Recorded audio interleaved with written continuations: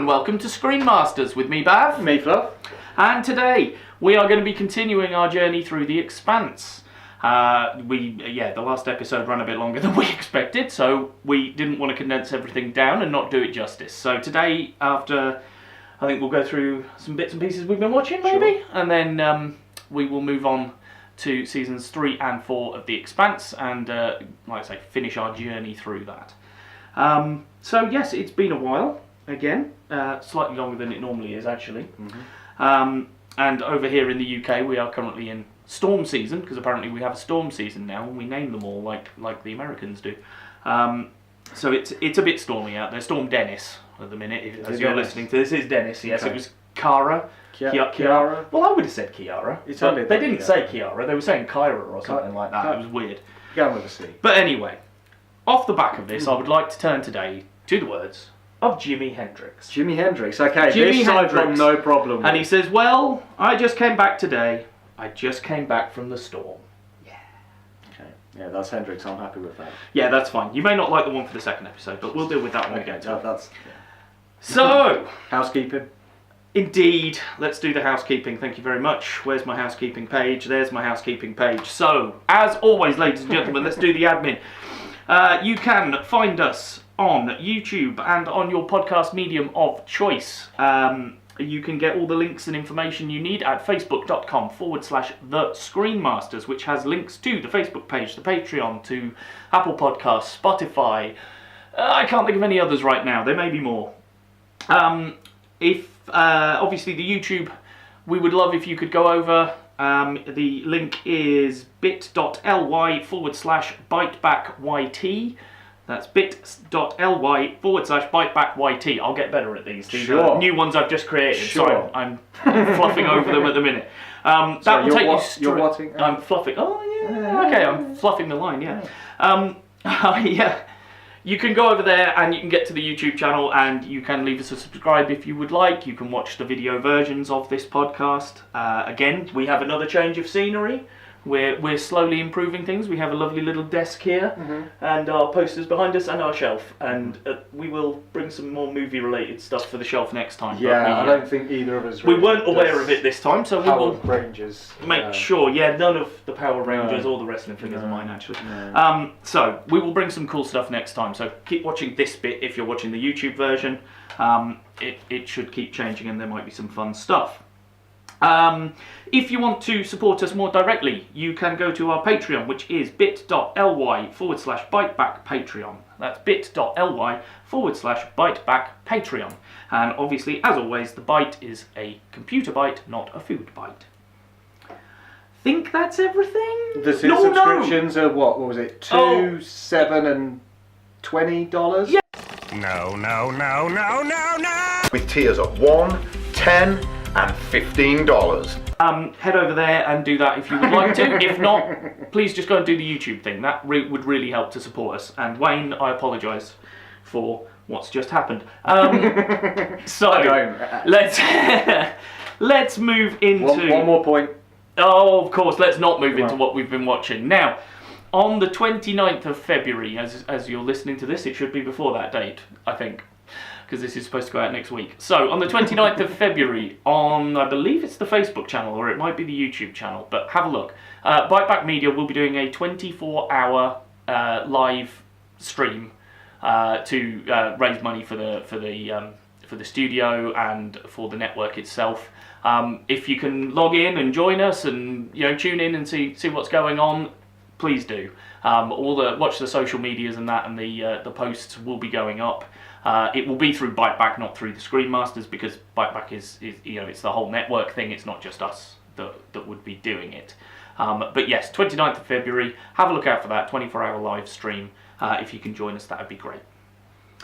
Is that it? Yeah. Cool. Okay. Now I'm done with my admin. So, how have you been? What have you been watching? I've been well. Yeah. Thankfully, my voice is back. Yes, thankfully, and I feel mine's starting to go. Yeah, but there we go. We've got that good crossover point. Exactly, which is fine. I'm just coming down with it. You're just recovering. It's fine. But I've watched a lot. Have you? I've watched a bit actually. Yeah. I haven't watched half as much as you because I've been playing more Atlas. But Atlas is a PC Steam game that we both like to play anyway. But yeah. But no, well, I needed to get. It was the Oscars, you know. As soon as you suddenly hear some of these, you're like, okay, yeah, I need to make sure that I get the time to watch them, even if they all talk bollocks when they accept their awards. So how many Oscar contenders have you got on that list? Well, 3. I see 2. No. What was that nominated for? Best screenplay. What, Jojo?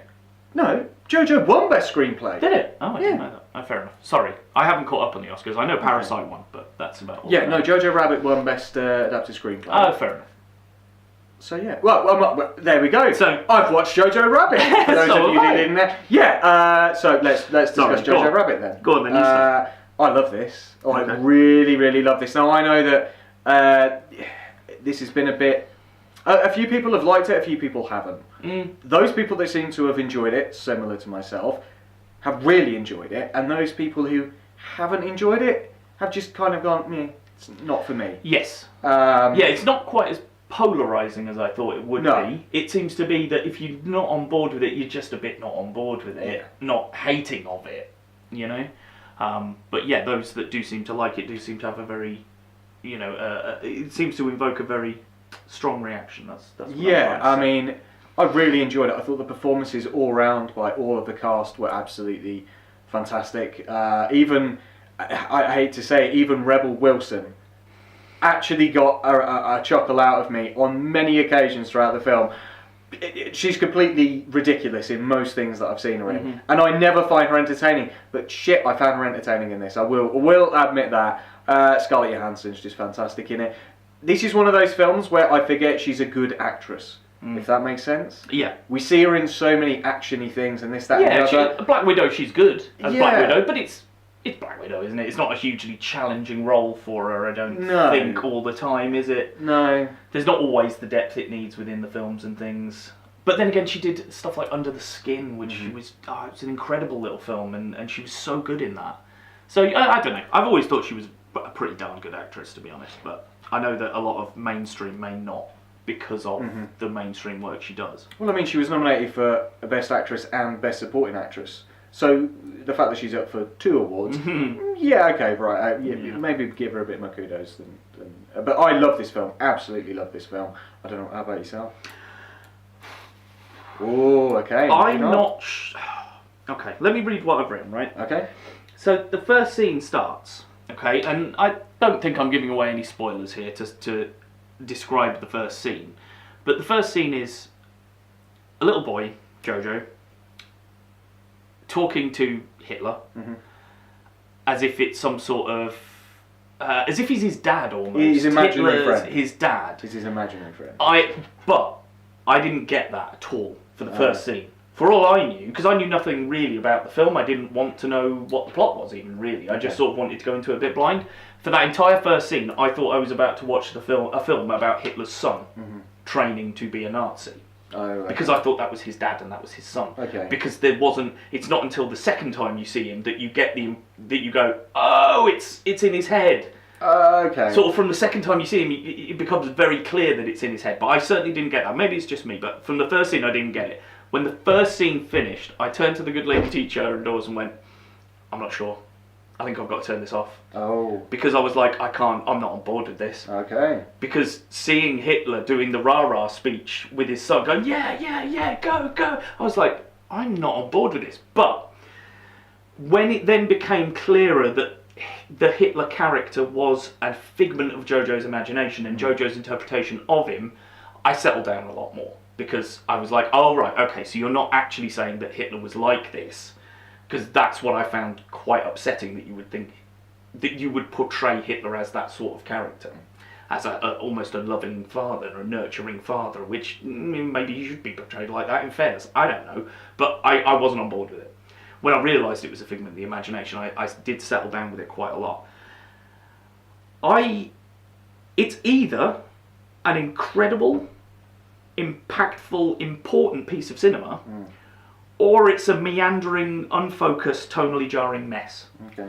And I really, 2 days removed from watching it, I couldn't tell you where I sit on the fence, to be honest. Because I can see it from both sides. I think some of the stuff he's doing in there is absolutely cut me to the core. Got me on all the feels and was tugging at all the heartstrings. But then I did feel that some of the moments, the moments of comedy that he put in there were jarring to me at times. Now, whether they're supposed to be or not, I don't know, but all it did was serve to bring me out of the experience when that jar happened. And it didn't happen a lot, admittedly, as the film went on. The first scene is certainly, for me, was the worst culprit of it. But it did...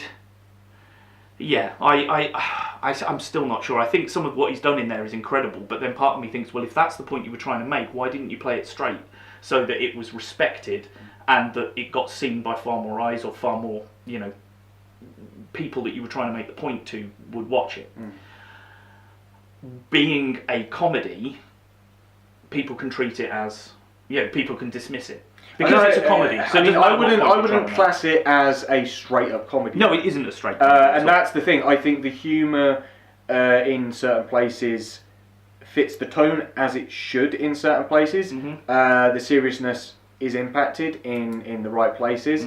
The playful creation of letters from the girl's boyfriend is meant in jest, but at the same time acts as a serious impact. Again, the performances of other characters within it.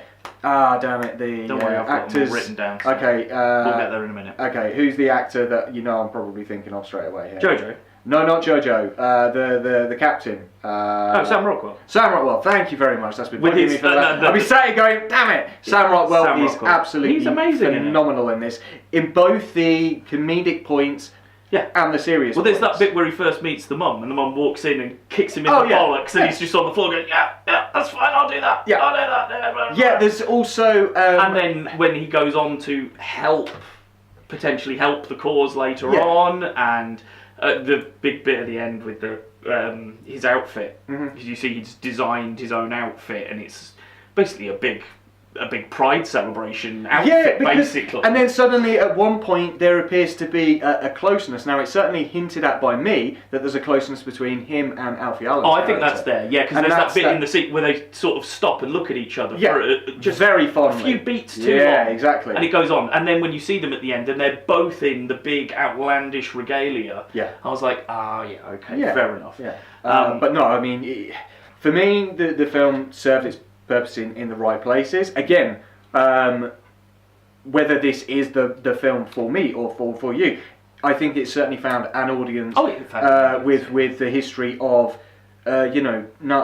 Jews within that Nazi regime and what happened to Germans who were Jewish and things like that. I think the people who impact that aspect of it, I think they're going to find the representation there well done. Yeah, absolutely. I wouldn't say, I think it does.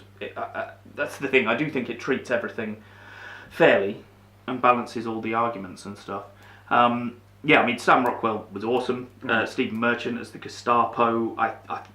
He just looks exactly as I would imagine a Gestapo officer to look. Just the Heil Hitler, Heil Hitler, Heil Hitler, Heil Hitler, Heil Hitler. You know that's going to get clipped and used. And funnily enough, Rebel Wilson was okay. I know. I'm not normally a fan. No, and neither was I. Yeah. Do you know, she comes out with a line, oh yes, I've had 18 children, no problem. And I was just like, okay, throwaway line, but hilarious. Scarlett Johansson was good, but the biggest plaudits for me the two kids go to Roman Griffin, who's Jojo, and Thomasin McKenzie. Oh, sorry, Roman Griffin Davis. His name was on the second line, so I didn't quite get it. And Thomasin McKenzie, who is the... Oh, what was her name? I can't even think of her name now, because she ends up being called his sister's name. Yeah. Anyway, the Jew who's living in the side. And they're incredible young stars. She was in The King, that you discussed the other week, as the Queen of Denmark. Yes. And Roman Griffin Davis, his first acting credit. What? Yeah. Do you know how old the boy is? 11? 12! 12, there you go. 12! Yeah. He's fucking 12 and he can act that well. There you go. Jesus Christ. But this is it. You see some stars like this, and then you see the trajectory of where he could end up. But we've also seen child stars who've ended up doing absolute shit after, critical acclaim. So we'll see. For every Macaulay Culkin, there's a Haley Joel Osment. Absolutely. Okay, And yeah, those two, I mean, they're the core of it when you get into it. Because that's the other thing I think we, both me and the good lady teacher struggled with, was knowing where we were going. Because it starts and we're going into the Hitler Youth Camp, and we were like, oh, okay, so we're going to do this.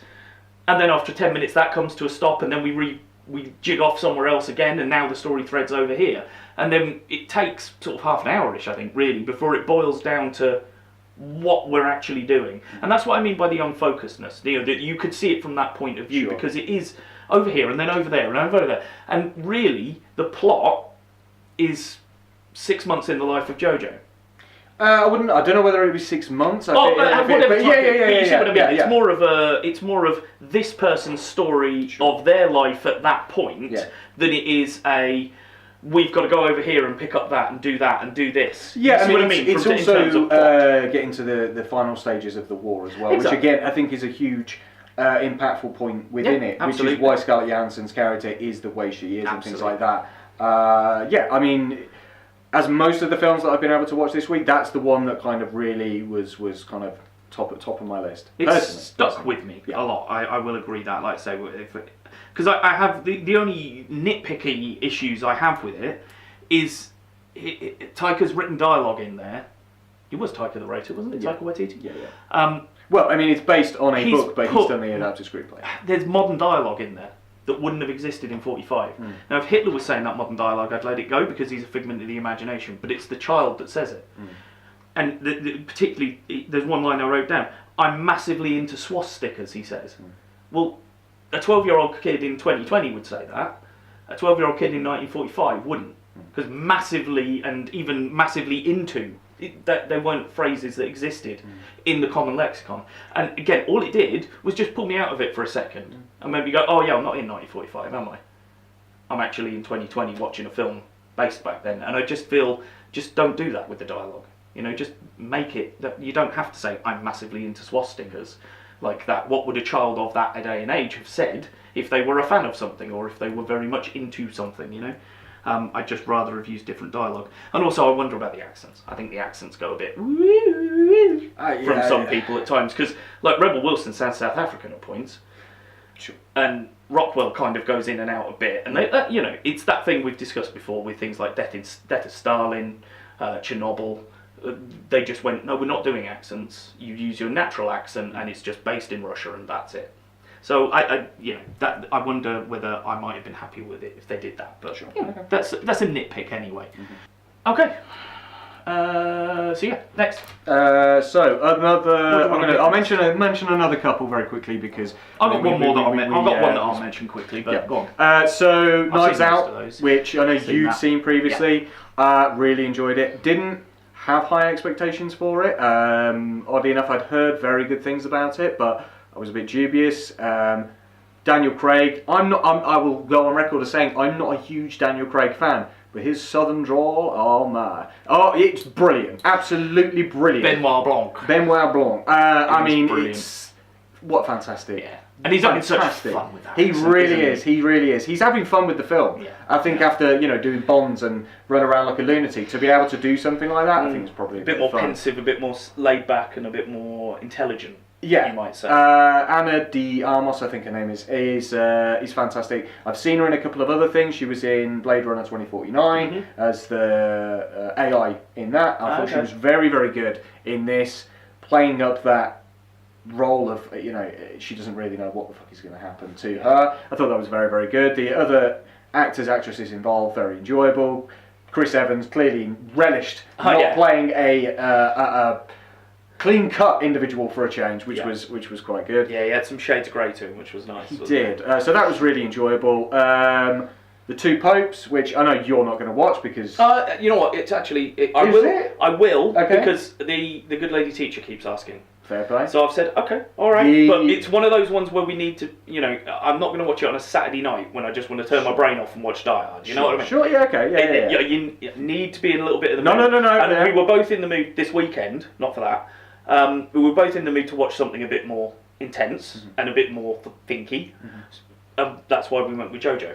Because we knew that was probably, because of the subject matter, we knew it was going to challenge us a little bit more. Yeah, I mean, I know you're not a big religious person, so... I wondered whether that would hinder your Oh no, but I'm still fascinated by it. Yeah, I mean, I find even though I'm not religious, I find religion absolutely fascinating. The performances by Anthony Hopkins and Jonathan Pryce are absolutely phenomenal. Jonathan Pryce certainly earned the nomination for supporting actor in that. He's absolutely fantastic. I really enjoyed that. Again, as somebody who was raised, Irish Catholic, I know a little bit more about the church and things like that. So this was not as religious-y as I thought it was going to be, but it's nevertheless still enjoyable.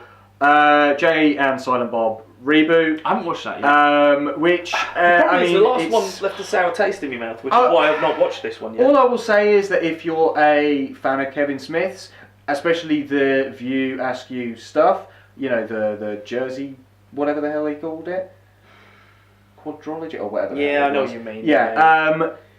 Watch it. You will find enjoyment in places. Don't get me wrong. I was a bit like. I will say that we're now at an age with HD. Some of them do not look good on HD. They have not aged gracefully. Jason Mewes in particular, but we all know that he's had some issues with drugs and things like that. This is, I think, a love letter for Jason Mewes getting clean. His young daughter appears in there as well, which is quite cool. The fact that the main actress in this is actually Kevin Smith's daughter, who does a fucking phenomenal performance, I must say. So I was very impressed by that. I'll say no more because I know you do want to watch it. And the only other thing is to mention Picard, but you're probably not. I've only watched 2 episodes so far. We can't talk about it. Yeah, thanks for that. Really wanted to talk about that, but can't. Well, again, we were going to watch Picard yesterday, and then actually we watched Jojo instead. So. Oh well, that's fine. How about yourself? Anything more? I was only going to mention 1917. I've seen that since we last met, and by holy fuck, that film is just something else. It truly is.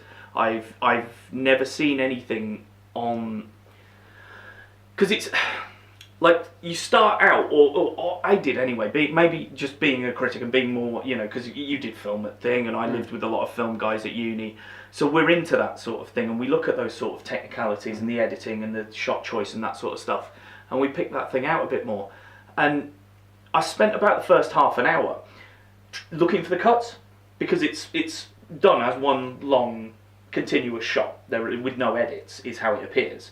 In reality, they shot it in about 10, 11, 12 minute blocks and then found the edit points.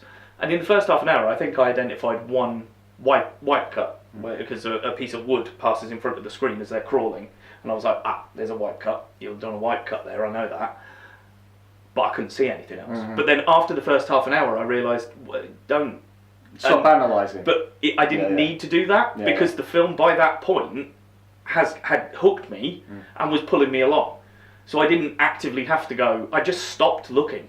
I just stopped and just started enjoying the work. But then every now and then there are shots, and you find yourself just coming out for a second and going, wow, that's incredible. How did they do that? There's a bit where they go around a crater and the camera, because again, the camera's just moving all the time with them. The camera doesn't really stop very much. And the camera, they're going around the edge of a crater like that, around the edge. Sorry for audio listeners. They're going around the periphery of a crater, and the camera seems to just pass straight over the middle of the crater that's full of water, and the water doesn't move. And I know that there'll be technical ways, but in my head I was going, how have you managed to stop the water rippling as the camera's going across? That's really clever. But and that's what I took away from it on the technical aspect is I couldn't have made that film. Fuck no. Because I don't even know how you go about putting it together in your head, knowing that you're going to have every shot following on from the next with no clear edits.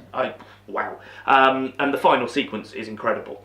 But the story, the plot, the characters, they all just drag you in. Everything is fabulous about it. There's no one element of it that I could pick out. Because like I say, on a technical level, it's incredible. I've never seen anything like it. On a plot level, yeah, I've seen stuff like it, but the plot is really good. And it's really simple. And then it's driven by excellent, well-rounded characters who you identify with or sympathise with. I'll just throw some names out. The main 2 lads in it are George Mackay and I've just realised I've written Tom and Baratheon. That's not his name, is it? No, that's the character he played in that's who he was in Game of Thrones. Jesus Christ. You can't even distinguish between an actor and a character. You know what the thing is? Do you call yourself? You know what the thing is? I watched the whole film and was like, shit, I know that guy. What's he from? And it's because he's got his natural hair colour in it, so he's got dark black hair. I also believe and he it's his popped up in face The that I King. recognised. I believe he popped up in The King as well, yeah. Apologies, I need to look his name up. But yes, I've got him down as Tom and Baratheon. But then you've got people like Mark Strong, who gets introduced from by his boots. You see his boots first, and you hear the voice, and you see the boots, and you go, oh, that's Mark Strong. It's brilliant. Andrew Scott is in there as well. Right at the beginning, and look, I've done it again. I've written Doctor Strange, but I know who Doctor Strange is now. So Benedict Cumberbatch is in it too. What is what? I don't know. It must have been late at night when I was making these notes of people, and I've just written down the wrong thing. You can't put the fictional characters down. No, it doesn't work. Or if I do, I need to go and look them up. But yeah, all those top line guys are in it for 5 minutes. No more really, and they don't come back again. They're sort of little cameos dotted throughout, and then these two young lads are the ones we're with the whole way through, so they're driving everything, and yeah, I think they're fantastic, and yeah, I think the film is an absolute masterpiece. I really do. Yeah, it's not on every level. I think it's incredible. It's not one I've sadly been able to get to the cinema yet. To watch, but I'm hoping that it will still be. I think it's still be out at this point. I'm hoping. Yeah. Okay then, shall we go for some expansing then? Sure. Let's continue our voyage through the Expanse. Indeed. Where's my notes? There we are. So, I had a couple of extra notes based on the last episode. Sure. Look, casino, bollocks. That'll become relevant later. So, the Expanse. Now, in the previous episode, we did not credit the guy who plays Ashford. Sure. So I've written his name down. Sure. So we can do it. So I apologise to you personally, Mr. David. I don't know. Is that Strathern? Strathern or Strathern? Strathern. Hi, David Strathern. You're not listening, but sorry, bud. You're amazing, and now you're getting the credit you're due. So yes, I know I've got another little note, but that becomes relevant later on. So okay. I am all good to go. So where did we leave off at the end of season 2, my good friend? Where did we leave off? Okay, right. So the end of season 2. We're part of the way through the search for May. We've killed a hybrid, and basically Avasarala, Bobby and Cortair are stuck on a ship with Jules Pierre now, and he kind of wants to kill them. That's kind of where we left off at the end of the season. Okay. So season 3, right? So let's quickly get through this because there's a lot to get through for these 2 seasons. Again, yeah, I think we've both got quite a few notes. Yeah, I mean, especially season 3 because it is split in 2 halves. Again, it's definitely a game 2 halves. That one. It is very much so. So we've got, as I say, the search for May is continuing. Right. So we've got Bobby and Avasarala who was stuck on the ship with Cortair, and what do they do to get out? So again, Bobby, being the Marine that she is, goes up through the bows of the ship and blah blah blah blah blah, and gets them off. Cortair has been shot, so he's now injured at this point, which kind of sucks. But again, there's this brilliant moment where he passes out, and Avasarala basically just jabs him into his wound to wake him back up, and it's just that. He's just like jarred awake, and he's like, yeah, okay, thanks very much. Like, and she's just like, you're not passing out on me. The fuck do you think you are? Brilliant. Again, her just shooting the gun as well a little bit later on at Bobby because she thinks it's somebody coming, and so she misses every single shot. Yeah. But it's like, yeah, you tried at least. Yeah. So they make their way to another ship, which is there, called the Razorback. Which now the Razorback, again, you may not recall this only because I've read the books. The Razorback is actually Julie Mao's ship. Yes, I think they explain that a little bit afterwards, don't they? Yes, so it's something that she keeps talking about at point in season 1. She's talking about the Razorback and how she has to fly the Razorback. This is her ship. So this is Julie Mao's ship, which becomes a little bit more prevalent a little bit later. Of course. So as we're going on, the guys are off on their journey now, and they've decided they're not going to abandon Prax. They're not going to abandon the search for May. Holden acknowledges that he wasn't doing this for the right reasons. He wasn't helping Prax for the right reasons, but he will now. Which kind of rubs Naomi the wrong way, because it's then revealed at the end of 2nd season, which we didn't bring up, that she'd given their sample of the proto-molecule to Fred Johnson. Exactly. Which rubs the rest of the Rossi crew very much the wrong way.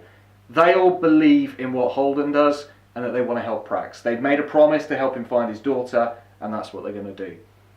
So at the same time as they're on their journey, all this shit with Avasarala is kicking off. Now, again, I'm not going to go too much into the intricacies of this because I do want everybody to watch this show. Watch the show. Amazon Prime. Thank you, Jeff Bezos. I've got to give him at least a plug, an episode. Oh, no, that's fine. That's fine. So as it comes about, Avasarala and Bobby on the Razorback intersect with the crew of the Rossi. Which is something, again, at this point I'd read the books, knowing that eventual meeting was going to happen. Avasarala finally meeting James Holden and the crew of the Rossi. There's a whole spin about how that happens and they're defending them and blah blah blah. It's just brilliant. They recognise the severity of what's going on because they're like, hang on a minute, this ship that's in trouble is the Razorback. Wait, that belonged to Judy Mao. They know the long history of this, so it becomes ever more prevalent. This just becomes a brilliant point because, again, Avasarala suddenly becomes a temporary member of the Rossi crew. Again, as we talked about with the gravity boots, she gets a little bit of a lesson on how to use gravity boots and stuff like that. Again, just reinforcing that as somebody who was born down the well, as they like to call it. So that carries on. The Mars and Earth ramping up of the conspiracies carrying on. Everything is beginning to unravel. There are so many little elements going on around the system now. We've got an admiral now taking charge of the flagship of the Earth military, because guess what? He's part of the conspiracy and he's going to go and collect these proto-molecule soldiers, or the hybrids, actually correctly labelled them last time. At the same time as this is going on, the crew of the Rossi, much to Avasarala's annoyance, is still on their plan to go and rescue May. Which is absolutely right and fitting as to what they need to do. So that's where they head, and that's what the next stage is. As you explained in the last one, we also see Jules Pierre Mao developing these hybrid soldiers and the intricacies of the CGI and how they're developing that is just fantastic. Yeah, absolutely. Well, I mean, we touched on it last time, didn't we? Saying about how good the CG was. Let's have a look. I'm not sure he's going to be able to put anything just here. So we couldn't have a little image. Sorry to audio listeners, I'm waving my hand about and looking at the monitor. Maybe you can put them down here on this bit. I could be poking heads. That could be me poking a hybrid's head. I don't know, we'll see. Okay, that's You can have some fun with that. Wayne will have a bit of fun with that. The CG is very good. Because again, at this stage, season 3, it was still sci-fi produced, wasn't it? Yes, it was. And again, the thing I realised we didn't say last time, my point of saying it was sci-fi produced was to make a comparison between that and Stargate, which produced all of the sci-fi produced all of the seasons of Stargate. That's correct. Yeah. And again, that looked like a TV show. Yeah. Inside out and backwards. It didn't look like cinematic like a lot of TV shows do in the modern day. Even Atlantis, what was the later one? I called it SGB. For Stargate Boring. Stargate Universe. Thank you, that was it. Oh, Robert Carlyle, what a waste. Yes, we'll touch on Stargate at some point in the future, I fear. What a waste. Yes, but never mind. Anyway, yes, they totally changed it up for that one and they went very much more cinematic. I actually think they borrowed a bit off Battlestar Galactica, didn't they? Yes, they did. Which in itself borrowed off 24, really, with that sort of quick cut zoom in and out. Yeah. Keeping it dynamic. 24 was a big fan of that in the early days. I don't know what the point of this was. You were talking about the CGI. Just got lost. But yeah, the CGI is good. We know that. Carry on. Bring us back on track. That's fine. So, the story, as we're discussing it, Mr. Bath, is so they go to a certain location to find May. Yeah. They also realise at this point, okay, we're screwed, because there are a shit ton of these hybrid soldiers there. Yeah. Which becomes part of the point for Bobby as well. Point of revenge, a point of finally getting one up against one of these hybrids as well. So again, she's now in her full exoskeleton armour, being the badass that Bobby Draper is, which is just brilliant because that's it. She, they get in there and she just, that's it. I'll take this on. You go rescue the kids. I'll deal with this, and that is just wonderful because it's so fitting with the character. Again, won't give too much away. Will she live? Will she die? Alright, she lives. To give it away too much. Have I got notes about her in season 4? Probably. So. So we'd have given that away anyway. Yeah, we'd have given that away anyway. But again, there's this wonderful little battle between the pair of them. Again, just in fitting with Bobby, and with the proto-molecule soldier itself, which I thought was just fantastic. They find May, which again is been a massive. Again, from going the end of season 2 to this point, it's like, my God, we've been searching for May this entire time. It's taken a very long time. It didn't always necessarily feel as though that was where we were leading. Yes, no, absolutely. I had notes on that from. I was when I came back to try and watch season 3 in the first place. I realised I had no fucking idea where we were, because I couldn't remember where we'd ended. And like you say, we'd started at the middle of season 2 trying to find Prax's daughter May, but then we divert off and we do the hybrid thing. And then the end of season 2 is them getting rid of the hybrid that they're immediately dealing with. Yeah. And then we course correct back onto the main arc of the book, I guess. Yeah. So yeah, it did jar for me a little bit when I started, which is why I had to go and watch a couple of recaps or something for season 2 to go, oh yeah, this is where, yeah, right, and then we're over here, but now we're going to go back, fine. And then I was okay to come back into it again. So that deviation did confuse me a little. Yeah. But very quickly in season 3, as long as you remember where you were, it pushes it on and goes forward from there really. So there wasn't a problem. So and as this is all going on, they're finally getting closer and closer to May. At the same time, there's shit kicking off above them in the system, because you've now got Earth ships firing on each other because there's mutinies and whatnot. Koiter is stuck on the Agatha King, which is in the middle of this whole battle zone as well. There's a beautiful, wonderful scene with him. Again, I'm not going to dwell too much on that, because I want people to watch this stuff because it's great. On that, I will say that I made sure the description for the first part, you read through it and then it's like, stop reading this, go and watch Expanse, season 1 to 4, and then come back. There you go. So I have tried. Yeah, thank you. So all this is going on as well. Mars is obviously still up in the system as well, watching this whole display go on, and they're watching, Earth ships blowing the shit out of each other. Then suddenly a bunch of rockets suddenly appear. The hybrids have been launched towards Mars and this, that. So there's all this shit kicking off all at the same time. Now, obviously, that situation resolves itself. How? You'll have to watch to find out. But at the same time, we've got the reunion of Prax and May, which, granted, is going to spoil a big chunk of that. But it was going to happen.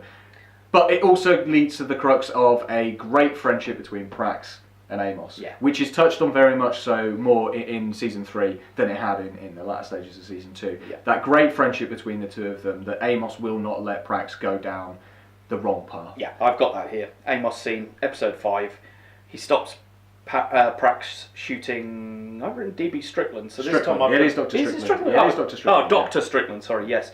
Yeah, stops him shooting Dr. Strickland, says, you're not that guy, leads him out of the room, and then turns and shuts the door, and Strickland is like, oh, thank you. Oh, thank you, thank you, thank you. And then he's like, I am that guy. Yeah. Fucking brilliant. I love that man. Yeah. But like you say, that's the real, the brute character, the traditional two-dimensional brute character would just have gone, yeah, you get out, I'm going to kill him. Or, just, give me the gun, I'll kill him. Yeah. Because when the guy's... But Amos is deeper than that. He's got more layers to him, so he's like, no, you're my friend. I'm already down this path. I don't want you to join me. Keep yourself away from it. I'll do the dirty work. It's okay. Yeah. And I love it. Absolutely love him. I'll also say, I've got another note. I know we're coming towards the end of his bit. Aaron Wright, which I thought was his name. I thought his name was Aaron Wright. No. It's only in the last week or so that I've seen it written down. His name's actually just Aaron Wright altogether. So his name's like Savitar, I want to say, or something like that. Aaron Wright. Yeah, okay. But at this point, he's my Joffrey. Mm-hmm. I wanted to see that man dead. Yeah. Like I haven't want to see anyone dead since Joffrey in Game of Thrones. I've not really touched on him because it then makes me have to talk about Elizabeth Mitchell, who I really don't much care for in this series.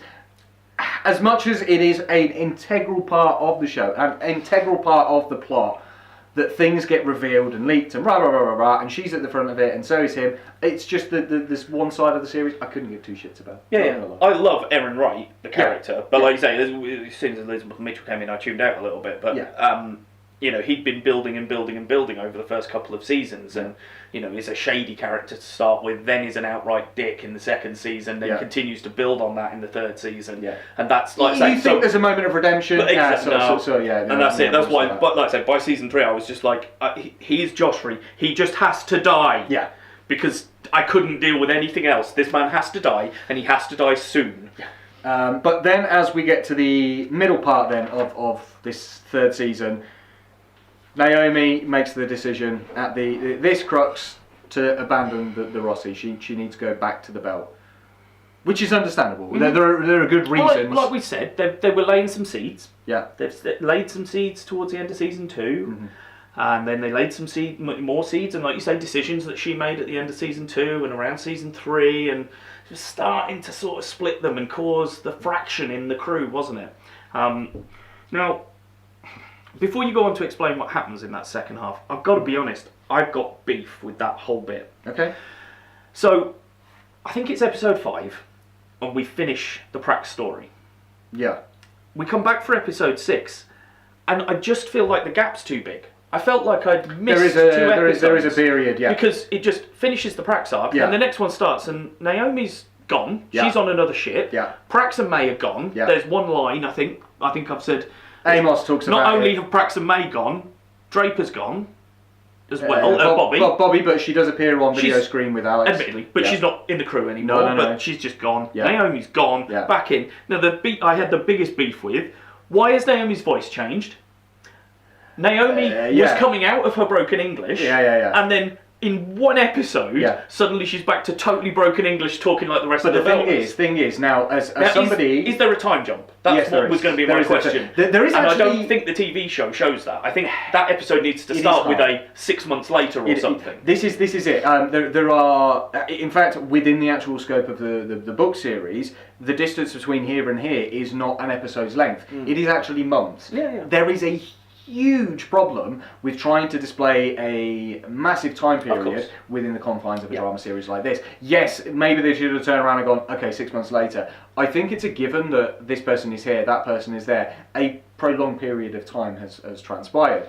Now, as somebody who, and you've pointed this out to me in the past, when I call my mum, for example, I slip back into an old northern accent. It's just that unconscious thing. She's back with her people. She's slipping back into that. That's how I foresee it, because she's just... I get that. Yeah, I just feel that I should have had a month then. Sure. I don't... Because for us, as viewers of the product, we finished one day, and the next day we're starting in completely different surroundings. Now, again, I get that's... I assume we got a book break there. We're the end of one book. Sorry, that's the third book. Because there is actually a period of time where, which we don't, and hasn't been covered at all, which is when they actually journey back to Earth with Prax and May.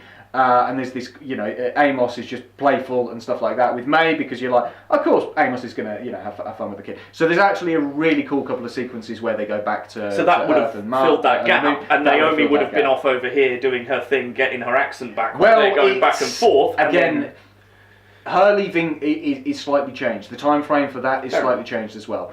I understand where they needed to do it, but that whole 6 months later, but at the same time, I'm one of these people that hates that crux of, here's a scene, 6 months later. I hate it as a device. Here's my point. If you put that in a mid-season, if you put that at the end of one season, we finish Prax, and I come back for the first episode in the next season and everything's changed, you don't need to give me the passage of time. The problem here because there is a passage of time. And again, with a book, you don't need to say, we pick up our story 2 years later after the last book, because there is a natural gap between the books being written. But then when you go from... You accept a passage of time in that point. But because we were in the middle of a season, it just jars me. That's whereas it's less jarring from end of season 3, beginning of season 4. Exactly. Because there is a time, time has passed, a good bit of time.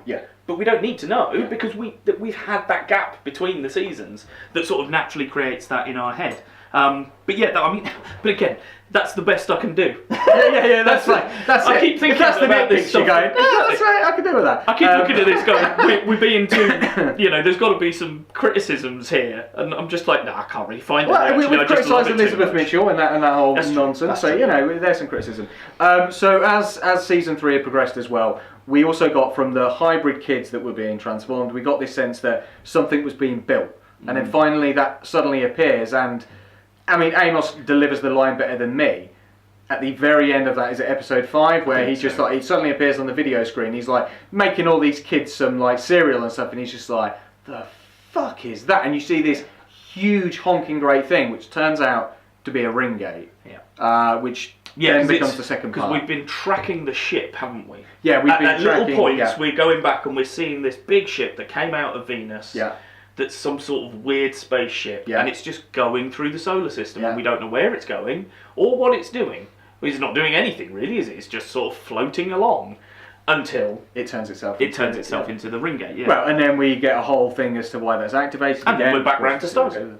Yeah. And don't get me wrong, I saw it and I was like, well, shit, that seems reminiscent of something. Mate.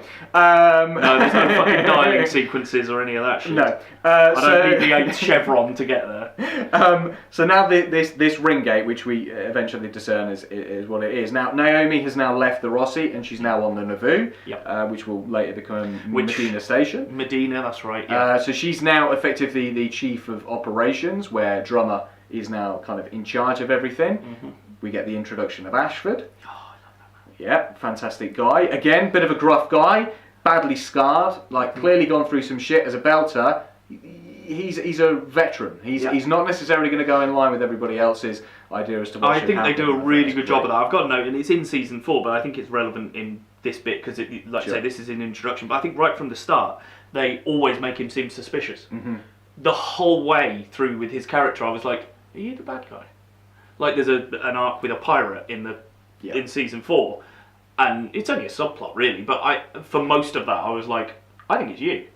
I think Ashford is the pirate, and he's doing all this to break the OPA up because he doesn't agree with it, or he's not getting the command of power he wants. Wait until you get to find out more about that person. And But the character never goes that way. No. He is always the good guy. And we have issues with him. He's got shades of grey. Yeah, he's got shades of grey, but he is not. He's never. I can't think of a situation where he's the one who's made the wrong decision or the bad decision or has been the dickhead that everyone thinks he's going to be.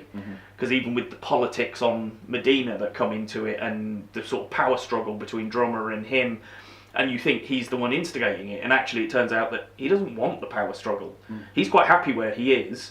He just wants his voice to be heard and to be able to have a discourse with the captain about an issue. Yeah. And for that voice to be heard. He doesn't want the position of power necessarily, and he's not going for it. But it's his subordinates, or the people that follow him, who think he should be, so they're the ones pushing to try and get him into command. But it creates a really interesting dynamic on that ship. So we've now got, at this point, we've got a little convoy of ships which are heading towards the ring gate. One of those ships is the Rossi, because they've been hired by some agency to, some news agency or whatever, to go to the ring and be their guide, so to speak. So they're on the way, they're being interviewed and everything like that. Again, we see Alex talking to Bobby, so again we get a little throwaway that Bobby is now back with the Martian Marines. She's back doing that kind of side of things. We don't really see much of Avasarala at this point for this half of the season, and I understand why, because her part has been utilised in the early part of the season. I'm glad she comes back in the next season, because if she didn't, I would have screamed blue bloody murder. But so we've now got this convoy of ships going towards the gate, but at the same time we've got, who we don't realise at the time who she is, we've got a character called Melba, who turns out to be Clarissa Mao, Julie Mao's sister. Yes. And Jules Pierre Mao's eldest daughter. Yes. Now she's got a bit of a hard-on for James Holden, basically because she blames him for the destruction of her family, etc., etc. Not necessarily entirely unjustified. No, but I do think she should be looking at her father. Yes, exactly, and that's it. So she becomes part of this whole thing and goes through a conspiracy to basically pin the blame on Holden for a number of problems, which forces them to go through the ring gate a little bit earlier than they would have anticipated, which now we're suddenly in this huge globe of space which nobody really understands. It's this purple space. Yeah, it's just like a null big space. Sphere of nothingness, isn't it? With a sort of central point in the middle. Yeah. At it, yeah. But what is the biggest point at this, before all this even kicks off, we get the return of a very, very amazing and wonderful character in Miller. Yes. Which, now as somebody who'd read the books, knew that this was coming, the first time I watched the episode that he returns, I did shout out loud, Yeah, I was very happy at the return of Miller. You popped. I popped. Yeah, I popped because I love the character, and I think Thomas Jane is great in this role as well. So again, we get a return of Miller, who begins to explain to Holden what this zone is, what this planet is. Does he? Well, I don't think a lot of the explainy comes till sort of season 4. No. But he basically emphasises that we need to go there. That this is somewhere we need to go. You need to help me turn a switch on so that I can figure something out. It's all a bit broken and garbled to start with, isn't it? Yes, exactly. Yeah, when he's talking to him, it's almost fragments of sentences that he's trying to put together, and he doesn't really understand it. No, it's emphasised a little bit more in the book, and they try to do it on screen, but it doesn't necessarily do it justice. Essentially, what it is that every time he's trying to reach out to Holden, he's getting destroyed and being rebuilt, and then destroyed and rebuilt. So every time he's going through this cycle, that he's reaching out, trying to find something and getting destroyed. Reaching out, trying to find something, getting destroyed. So he keeps being recreated to the point where that's why he keeps getting annoyed by the voices and things like that. Because he's got in his head everybody that survived. Well, I say everybody that was essentially absorbed by the proto-molecule. So there's a whole thing there. But again, it's going into this slow zone. Again, we touched on the G's and the force and things like that. A bigger issue happens there that all ships are now stuck. Yeah, and going back to that, after obviously we listened to the first part again not so long ago, but yes, I get what you're saying, and yes, you're right. The doom and gloom and this is a death sentence was in that zone. Yeah, and that's why it was a death sentence, because at that point they didn't know how to get out of the place they were in. Because again, when it's really happening is a bit further on, where they're being dragged into the orbit of the thing in the middle, so they can't move anywhere. So the ships are just being slowly dragged towards a central point, and they have no ability to move anywhere and get out of the pull of this thing in the middle. So yes, that is why they use the line. You know, they treat it as a death sentence in that scenario, because there's no possibility of escape from the situation, which means there's no possibility of gravity. So I do get that. I think I concede the point on that one. That's a rarity.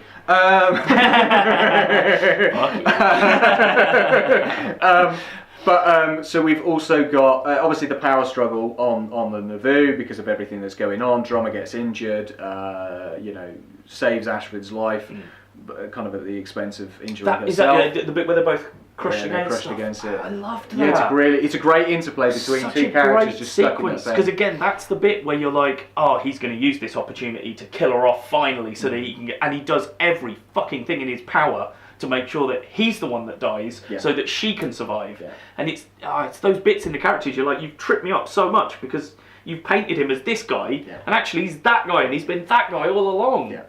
So good. We get Naomi beginning to realise that the Rossi is her home, the Rossi is her family, and that she's made a mistake. Yeah.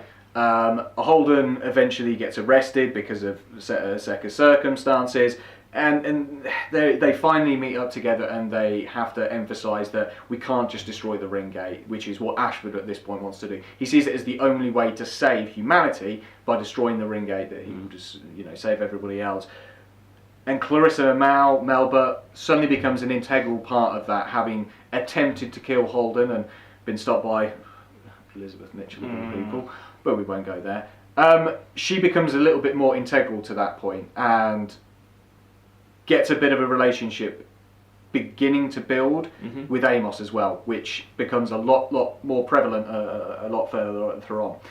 Eventually, we get the opening of the gates, and it's then Holden's. It's that again. We touched on the sci-fi and the special effects. It's that shot where every single gate opens, and you just see spots opening up everywhere, and you suddenly see 1,000 gateways to 1,000 different star systems. It was all the stuff as well when they're going, because Holden has to go out of the Rossi down to the core that's pulling them in, and then the Martians come down to that core as well to try and stop him, don't they?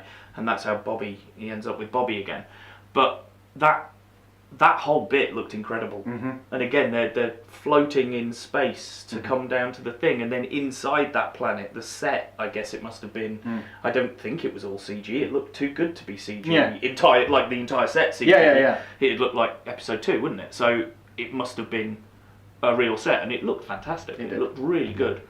So that's pretty much runs into season 3. Again, without revealing everything that happens, because everybody watch it. Yes, go and watch it. Please do. So yes, the end of season 3. we've got the one ring gate, we've gone into there to this big sphere, and then within the big sphere, loads of other gates have popped up, leading to God knows where. Yeah. And this is very important now because this is where I thought, shit, this is it. This is the end. We're never going to get an Expanse again. And then greatly, Jeff Bezos came back and saved it. Oh yeah, thinking about it, if I'd have watched you go. season 3 when it was actually out and then had it cancelled underneath me, I'd have been like, no, Yeah. no, Yeah, now you know how I need to felt. tell me what's here. Yeah. Actually, I'd just gone and read the books, but Yeah, sure, yeah. which I probably should do anyway. Yeah, honestly, I've got them all. They're fantastic. Right, okay, so we've now got, rolling into season 4, now we've got a slightly changed way that the style has slightly changed a little bit. Slightly, yeah. I don't think it's... not dramatically. No, I don't think I dramatically noticed it, but like you said, there's just a couple of bits where I was like, oh, I see. Yeah, and it's just the way they do things, isn't it? It's just, I guess it's a different production schedule or something. Exactly, yeah. Yeah. So we've now got, the ring gates are open, and Illus becomes the focal point for this series. A planet which is through one of the ring gates, and this is going to become the focal point from now on for the rest of the series.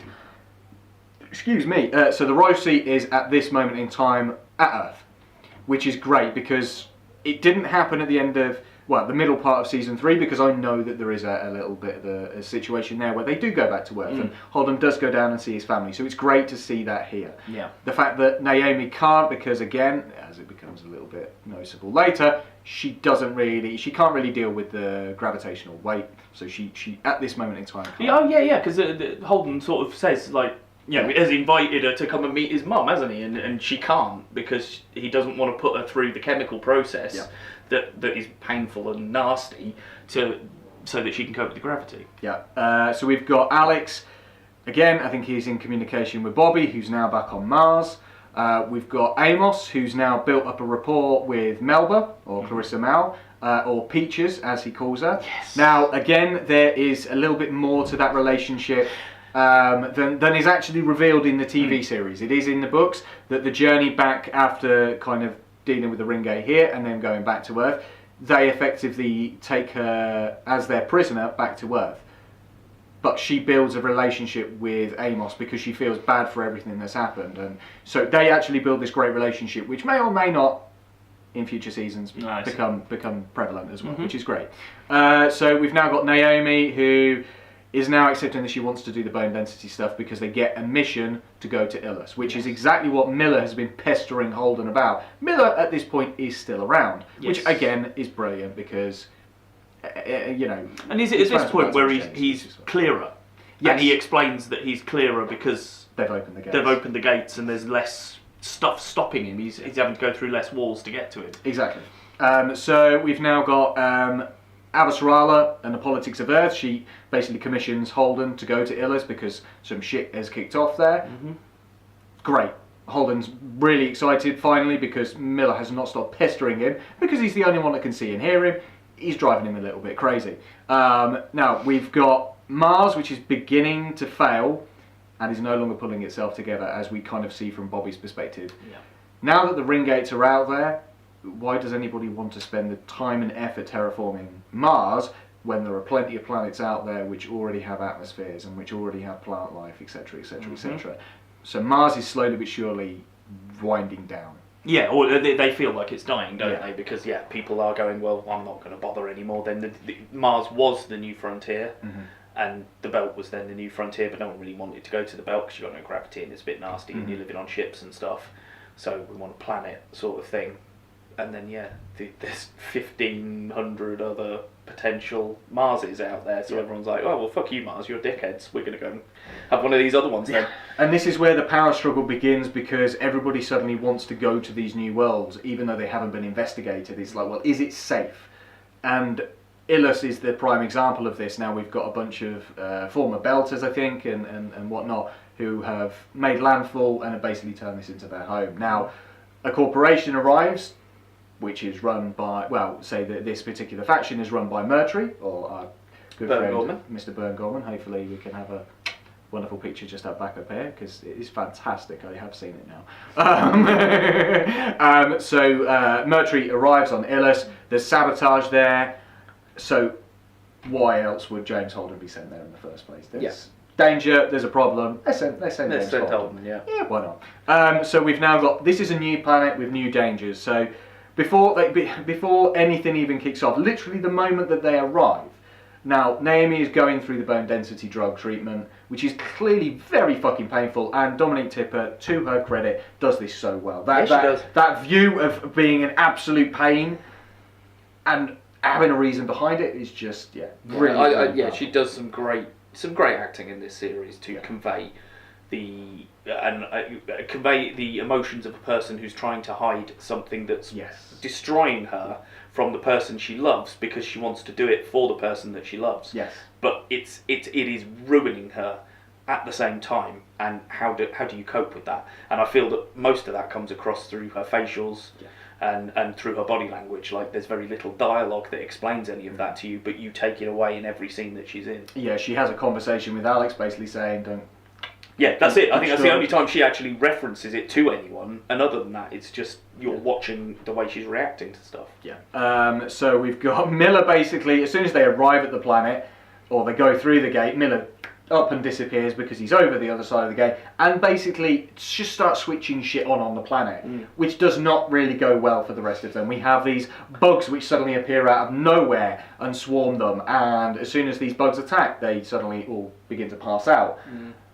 Then we get, lightning, which is suddenly being struck all over the planet, which is causing problems. Again, because he's turned the bloody machine on. So Miller, for all his credit, he's trying to figure stuff out. He's giving them no end of grief. Yeah. He's causing them shitloads of problems. Yeah, he causes an explosion on the other side of the planet. It's like, okay, it's about to destroy this entire settlement that's been here for a good while, and there's a bit of a power struggle between you guys and you guys anyway. Doesn't really matter, because the whole thing's going to be fucking destroyed. Yeah. It's kind of what it is, isn't it? Because you've got the Belters who have landed on this planet and sort of colonised it for themselves and started to live there. Then what's the name of the team that got Murtry's team? I can't. They have a. They do have an acronym, don't they? But I can't remember what it is. They do. I should have made a note. But it's fine. It's fine. It's fine. I wrote down Tom and Baratheon instead of the actor's name, so it's not a problem. So yeah, and then that faction comes down, and they're like, "No, we want to take over this planet because." This is the contract we've been given. We've been given a contract for this planet. They own it like anyone owns space. But again. This still is prevalent in the modern day, no one owns space. But you damn sure the Yanks will try and take it, or the Chinese will try and take Mars if they get there first, you know it's going to happen. And it's the power struggle between those two. And then, like you say, the Rossi comes into this and just starts fucking everyone over. Unbeknownst to them, because as you say, they're just like, yeah, well, let's do this, and we're here to do this mission. What the hell's going on over there? Oh, Miller may have done something. It's like, I'm turning up to be the mediator, and I'm taking charge, and I'm saying you're not in charge, and you're not in charge. Effectively, I'm in charge, except for my invisible friend in my head is turning on the planet, and we're all going to die. Yeah, he's causing some shit, man. So as a result of this, they end up having to take refuge inside a structure which has clearly been there for millions of years, showing the civilization of the proto-molecule people that was about long ago, and they're not there. Literally every essence of the proto-molecule civilization is dead. Whatever the hell was there has killed every aspect of it. And this is what freaks Miller out, because he's trying to turn things on for answers. They end up taking refuge inside this alien structure. We then get the bugs reappearing. Everybody's suddenly going blind because of what's actually within the water. All the rain that is dropping everywhere. Basically everything within the system is basically causing them to go blind. All except one person. Good old James Harden. Yeah, good old James Harden. Yeah, of course it's James Harden. Now, obviously we don't find out a little bit later until why. But that's again where I think the book... Sorry to cut you off there, but this show is so good because it is based on her book. Any other show would have introduced that because they're like, right, we need everyone to be blind, but he's the only one that survives, and they wouldn't have fucking bothered probably explaining why he was the only one that survived it just because he's Holden. Whereas going into this, they knew damn well what was going on, because the crux to it, they show us in the first episode of season 4, just to remind us, just put it back in your head. Back in your head. Just to remind you. Don't forget that, will you? Yes. And then, it becomes relevant towards the end of the season. You're like, oh yeah, because you know what you're fucking doing, because it's already there for you. And it's what makes it such a great show. I would like to pull back before we go to the big bit. That's fine. There's a couple of other bits that we haven't talked about. Where else? In episode 3, sure. The scene because Moultrie and Amos do not get on. No. They are not friends. No. And I like Burn Gorman trying to be a hard man. And I mean, he scared the shit out of me, I'll be honest, in a totally different way to the way Amos scares the shit out of me. Because he's actually, as fucked up as it is, he's got valid points to many of the things that he's saying. Yeah. But it's they sort of have that one killer to another scene in the bar on Illis or New Terror, where they're talking about it, and the tension is brilliant, and the dialogue between them is incredible, and then the tone just changes. The tone just changes entirely because Moultrie's like, "I think you and I are going to end up bloody." I think you and I are going to end up bloody, and Amos says, "How about now?" Pretty right now. Yeah. And then they're like, no. And it's they're just so good, and the tension in that sequence I thought was fantastic. And again, it's just another example. This is why Amos is my favourite character, because there's so much to him. You can't put him in any box to say that this is what he is. This is the archetype he represents, because I just don't think he fits perfectly into any category. No, because they've made him such an interesting character. And he was his section of this. So as everybody's beginning to lose sight, they're within this environment, this trapped environment, that everybody's beginning to lose their sight. He is one of the people which freaks out more than anything else. He is literally panic-ridden because without his sight, he does not feel like he can be helpful to Holden. He feels like he's become a burden. And you see this massive depression suddenly hit him. So again, we've got the ups and the downs of Amos Burton, which is just fantastic. At the same time as all this is going on now, Naomi realising she can't be on the planet, and Alex finally admitting that Naomi shouldn't be on the planet. Alex and Naomi are now in space, trying to save one of the ships, which effectively is losing fuel because of all the shit that Miller's been doing. But at the same time as everything here is going on, which we'll come back to because that kind of is the crux of majority of the series, let's just quickly jump back to what's been going on in the rest of the system. So we've got Avasarala, who on Earth is effectively in the throes of an election. And we get the introduction of the replacement husband. We won't say any more of him because he was shit. Yeah, I think we discussed last series that we don't like. We don't like that we changed him. Avasarala is great, but she doesn't seem to have as good of a foil to go against. The other individual who she's pitted against in terms of the election is very good for her to bounce against. But in terms of other individuals, no. It's she had Cortair before. She had Bobby Draper before. She had Aaron Wright before. She's had, and in this, she doesn't really have anybody. Still great to see her. Still great to see her swearing like a champ, as she should do. I've got my only criticism of season 4 is the Earth politics. I could have done without that entire storyline, because essentially it's a re-election storyline. Now, yes, in the process of the re-election storyline, they start to uncover a conspiracy, which I'll let you cover in a second, but it's essentially just a re-election storyline. It is, and but I could have lived without that entire thing, but then there'd have been no Avasarala, and I like her too much. But I've written here, but she is the only one I cared about in that storyline. Yeah, because you've gotten rid of her foil, Aaron Wright. Yeah. The new foil, she's all right, but she's the goody two shoes person who's coming in to clean up all the corruption, and that's her pitch for it. So there's no.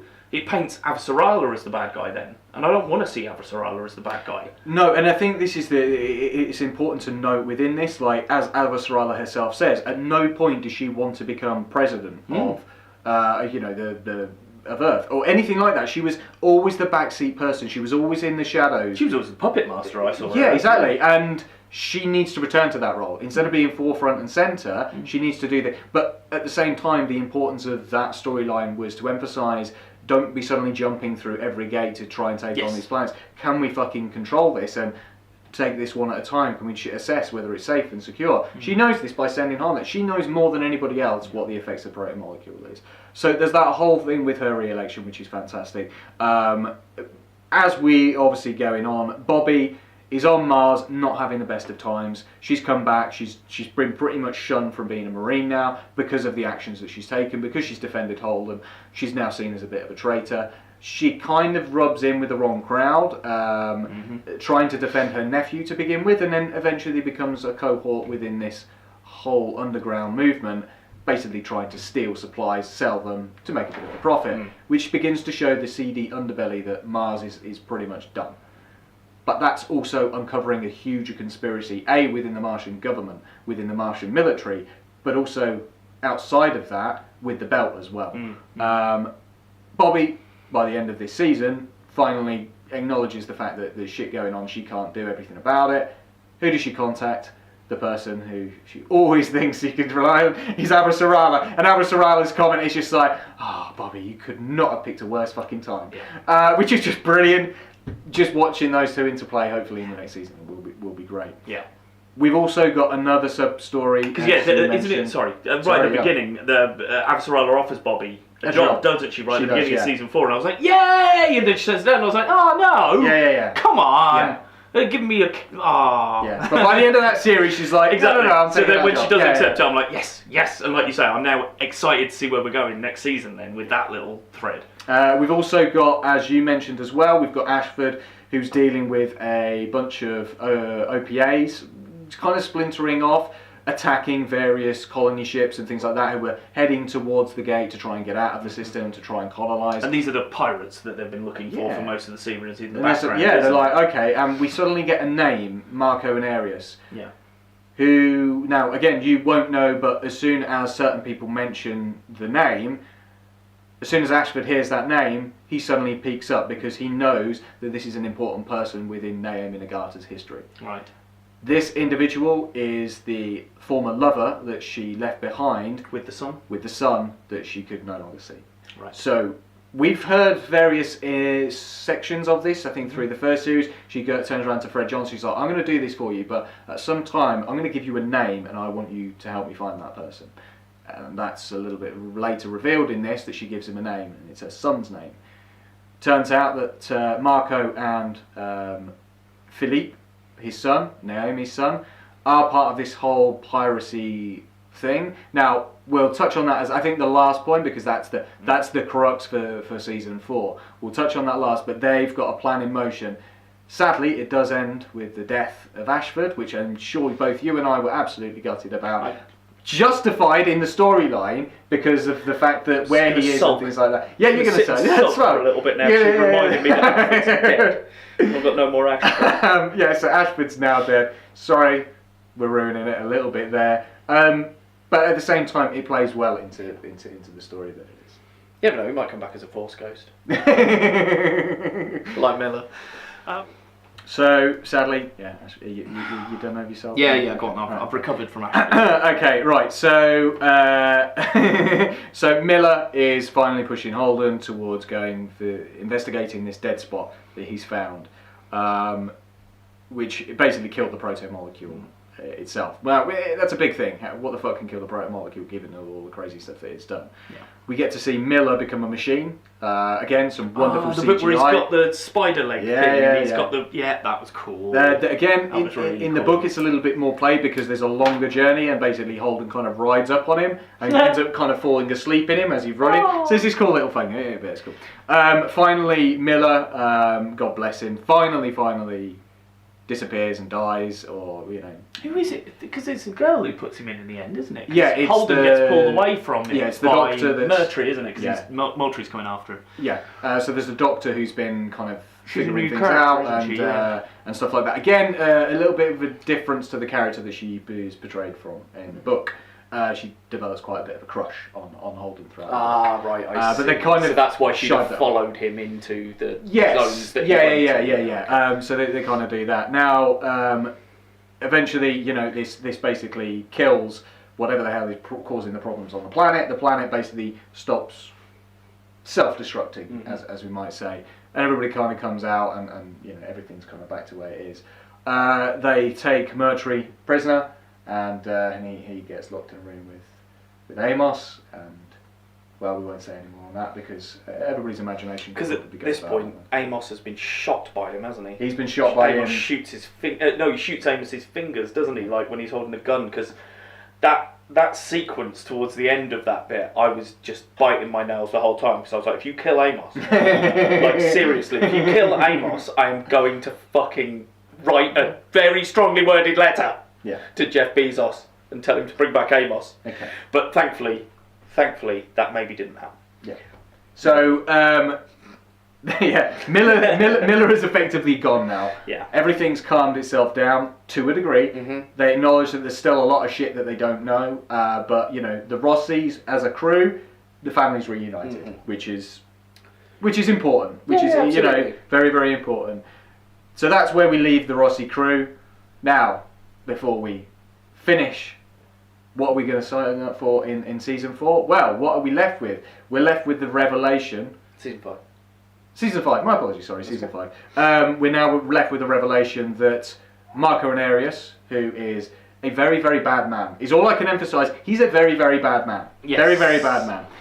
Has now taken it upon himself, having taken supply of some stealth technology, which is where Bobby was getting involved in with the whole Mars conspiracy. He's now got Mars stealth technology. That's right. And he laces up some asteroids. That's right. With the intent of sending them towards Earth. Yes. That is where we leave season 4. Because Bobby is uncovering the criminal thing with the girl and the bald-headed fella. Yeah. Who's the head of the head gangster. Yeah, he's a police officer and stuff. He's one of those faces. He's been in so many I'm things. sure he's one of Jack Bauer's Nemesis higher ups or something that turns yeah. out to be a baddie in one season of 24 or something. Yeah, he's always a duplicitous bastard. Thank you. Yeah. Good word, duplicitous. What a lovely word. And yeah, that's how it is. So how do you feel now that you've got to that point in The Expanse? I adore it. I really do. The only other note that I haven't said so far is sad to see Miller go, maybe. Because maybe I've seen him go, maybe I haven't. I don't know. Because the proto-molecule brought him back once in that sort of Force Ghosty type state, so maybe they can do it again if they want to. Obviously, I don't know whether they do or don't. I don't want to say yes or no. I don't think we should. No. But yeah, I'm absolutely on board. And like I say, it's funny, isn't it? Because I'm sitting here saying, this show is so good because it knows where it's going because of the books, and it can pay off what it sets up because it puts them all in perspective and stuff. And then you go, well, why didn't Game of Thrones work then? Mm-hmm. Why is The Walking Dead shit? And I mean, Walking Dead is that one we could deconstruct. I think we'll get around to series that we wanted to where it could have gone, and where it would have gone. Season 1, fantastic. Yeah, after that, get shit. Because Darabont went, right, well, I want to do the beginning bit, but then I'm going to deviate off, actually, because I don't want to just be hitting this point and that point and this point and that point from the comics. Mm-hmm. But I love the world you've created, so I'm going to go and play in the world with the characters. And that was great. Mm-hmm. But the problem is, once you've done that, and you deviated, and then the second showrunner kept deviating, then the third showrunner is a talentless prick, so I was like, oh, well, all I know how to do is just hit the beats of the comic book, so I'm going to go back to the comic book. But then the problem is, because you deviated, you've either killed characters off, characters haven't got as big a role as they should have, don't exist at this point in the story yet, and then you're going back to the comic book and you're trying to tie up all those beats. But then when this thing happens, I'm not going to care, because it should be that character that's involved in it, and you ruined that character and killed her off 3 seasons earlier, so why the fuck do I give a shit now? And anyway, I'm not going to rant about Walking Dead. I'm really, really not. And I'm not allowed to bash the desk. You just did a 2-minute rant, so that's enough for now. It's fine. We'll get there one day. I'm not going to bash the desk. I'm actually going to sit on my hands. No, I love it, man. And I assume they're doing Series 5, you said? Yeah, so that'd be good. I really look forward to that. Now, as I could be mistaken, as I understand it, it was picked up for Season 5 before even Season 4 was done. Yeah, so basically, I think Jeff Bezos did a private show and went, I fucking love this. Keep renewing it until the damn thing's done. Yeah. And as long as that happens, I will be ecstatic. Yeah, that's good. Yeah, as long as keep making something that Bezos likes, and hopefully we still like as well. That's the thing. It's not like the quality of this show didn't deteriorate. It actually changed itself and adapted to those changes very, very well. Yeah. And it's going to be... It shows the love that everyone must have for it, in that they were able to pick everything up from sci-fi. Lock, stock, barrel characters, cast members are alright, apart from Avasar Ryla's husband, which is a shame, but never mind. But, the main core crew and everyone, they just picked it up and threw it on Amazon instead. And, again, the sets are still look the same to me, so I'd assume they took the same sets off sci-fi and just went, we'll buy the set off you. Yeah. So we haven't got to rebuild it, and they haven't changed anything dramatically. Tell you what I did think of, though, right at the beginning, I think it'd be halfway through Season 3, actually, is on our CG thing, the animation and the way they show the slingshot racer. Mm-hmm. Like when he's doing his slingshots, the set for that is fucking cool. Because his seat is on runners that runs from the front to the back of the ship really freely.